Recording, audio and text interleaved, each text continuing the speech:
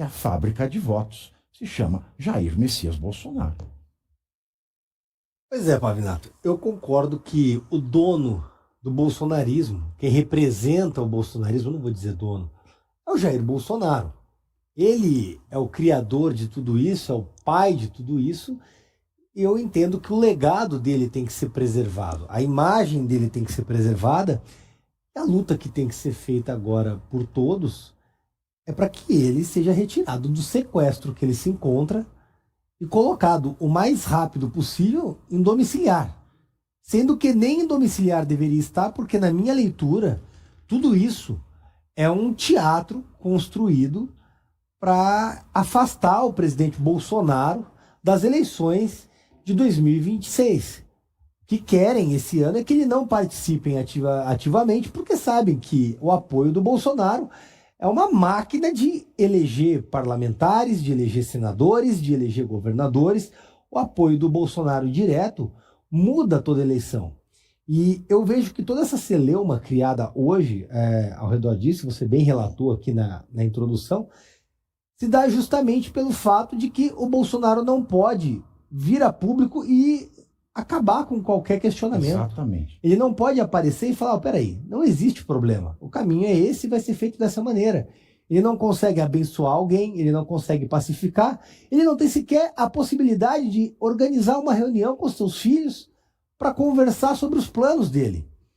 E na minha leitura isso demonstra a gravidade e o dolo do que foi feito contra o presidente Bolsonaro, com o único intuito em todo esse circo armado, de afastar ele da eleição. Se nós temos essa discussão, se existe essa celeuma, se tem-se esse imbróglio de um lado ou de outro, de pessoas que de certa maneira estão próximas ao Bolsonaro, é porque isso foi dolosamente criado pelo consórcio lulopetista para impedir o Bolsonaro de participar ativamente das eleições. E não digo nem como candidato, que é o que deveria ser pelo justo, mas como pensador, como player político, para, de certa maneira, coordenar o que está acontecendo. E isso mostra a gravidade. A galera fala tanto em democracia, a esquerda enche sempre os pulmões para bradar sobre democracia. Eles esquartejaram, aniquilaram toda a democracia, todo o processo democrático, a partir do momento que um processo fantasioso tiram o principal expoente da direita das eleições. E o amarram de tal maneira que ele não pode sequer organizar em que rumo vai ser dada as eleições. Agora, Pavinato, se me permite, qualquer argumento de campanha antecipada foi estraçalhado pelo Lula no carnaval. Foi. Aquele desfile de escola de samba é uma peça publicitária que passou por 1 hora em TV nacional, em rede aberta, falando o número, cantando jingles, ostentando a imagem do candidato do PT, contando a história da maneira que eles queriam contar, pago com dinheiro público. Ah, mas o Lula assinou o cheque. Ainda veio a público hoje. Com ingerência da Janja, com gasto da FAB, com reunião no Palácio do Planalto, reunião com a Gleisi Hoffmann e o escambau. Exato, isso é uma peça de campanha.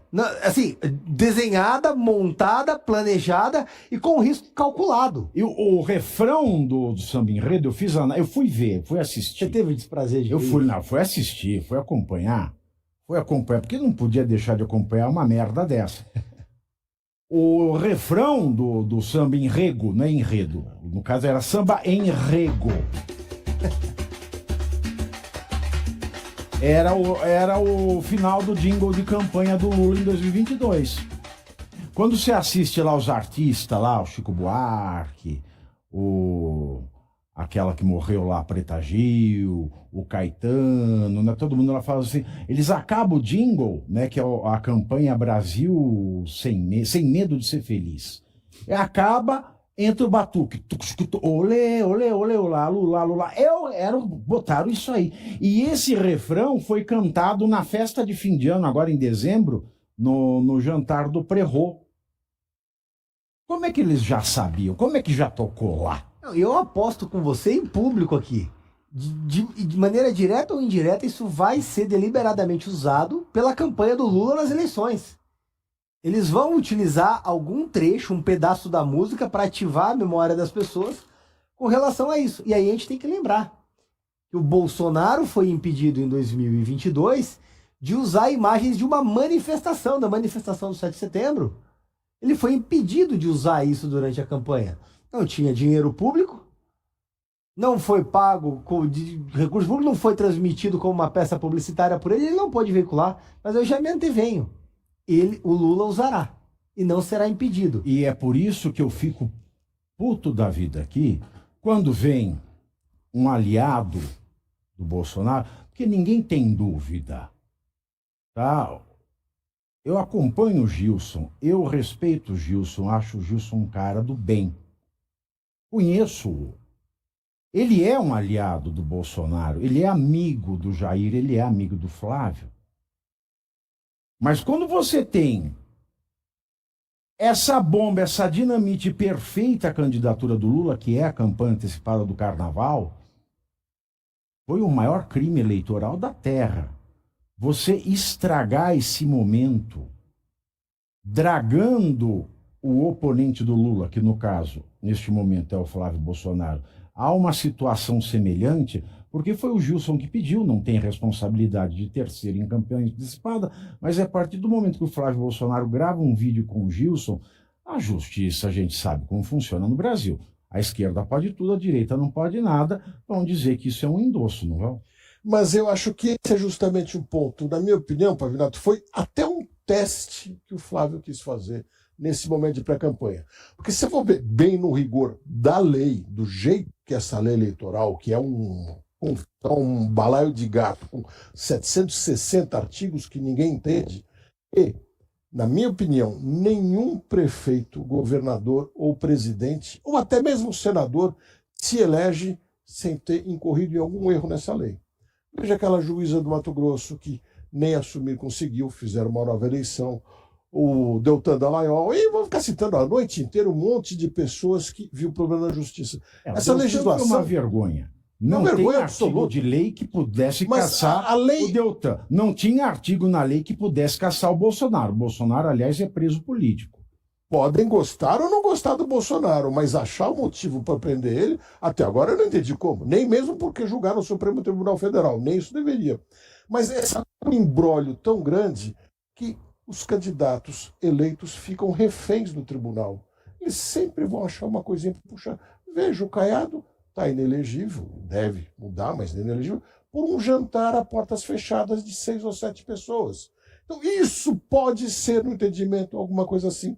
Lembre-se que, em maio de 2022, o Lula esteve num palanque com o Boulos, pediram voto e ele levou uma multa de algumas dezenas Maio de de milhares de reais. 2024. 2024, me desculpe, 2024. Ele pediu voto para o Boulos, campanha antecipada, Qual ao foi a- lado do Boulos, com dinheiro de renúncia fiscal da Lei Rouanet num evento da CUT. Exato. E qual foi a penalidade? Uma multinha. multa. Então, eu acho que é uma forma de testar, porque se eles quiserem, se os tribunais quiserem, vão deixar qualquer pessoa inelegível. É a forma de manter, como eu disse, reféns. Mas tem uma Essa é a vírgula situação. nisso. O TSE está se preparando e começa agora a julgar 14 resoluções que deliberarão sobre as eleições desse ano.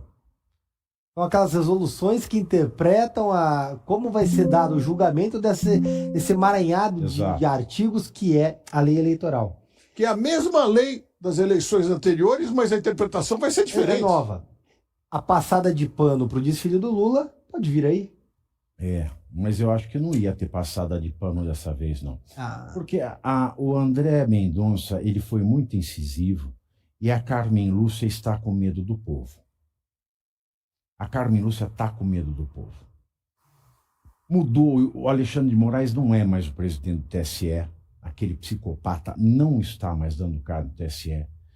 Eles estão no momento de acuamento. Então, se tem um momento para mostrar que o Lula cometeu um ilícito eleitoral que é capaz, juridicamente falando, até de negar-se a ele o registro da candidatura. juridicamente falando, se isso aqui fosse um país sério, é o que seria feito. Exato. Não, e vale lembrar, né? O Freio TSE vai impeachment. fazer as resoluções até o dia 5/3. Por quê? Porque se tem um artigo da lei eleitoral que é acima de qualquer interpretação, é o artigo 105, que fala que o TSE tem até o dia 5 de março do ano da eleição para fazer resolução. Esse vale.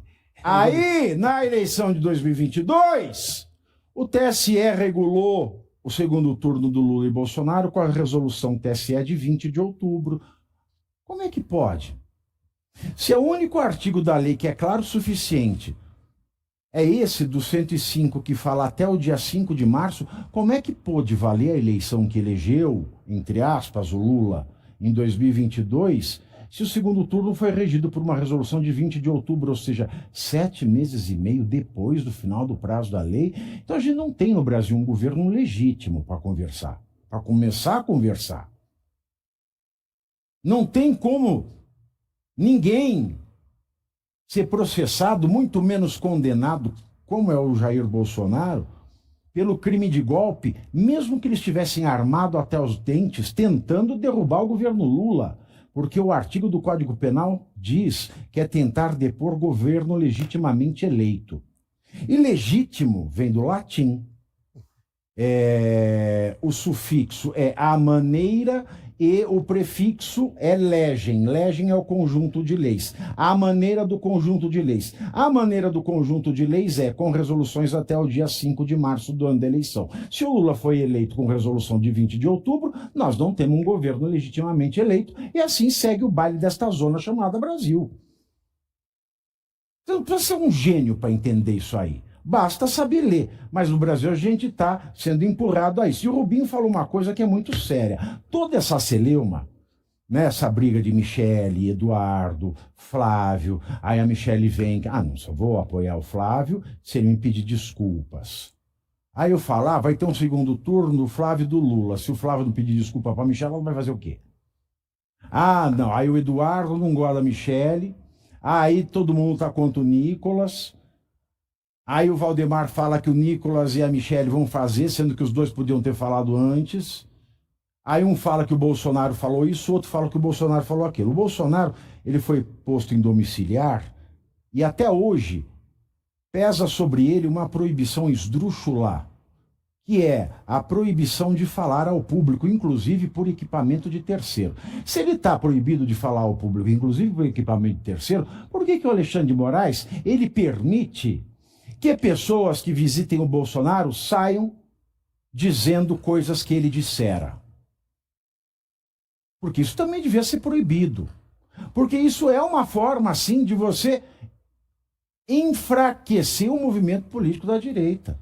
Aí eu te pergunto, e se o Bolsonaro escrever uma carta a próprio punho, entrega pro Flávio? Flávio visitou. Filho, tá aqui uma carta de próprio punho, eu entendo que é isso. O que vão fazer? Vão colocar o cara na solitária? Pois é. Ele não pode falar diretamente, mas você pode entrar lá, falar com ele e falar o que ele te falou. Aí se inventa, porque ele não pode dizer que ele não falou, ou que ele falou mesmo. Então montaram todo esse circo em cima dele justamente para arrebentar com tudo.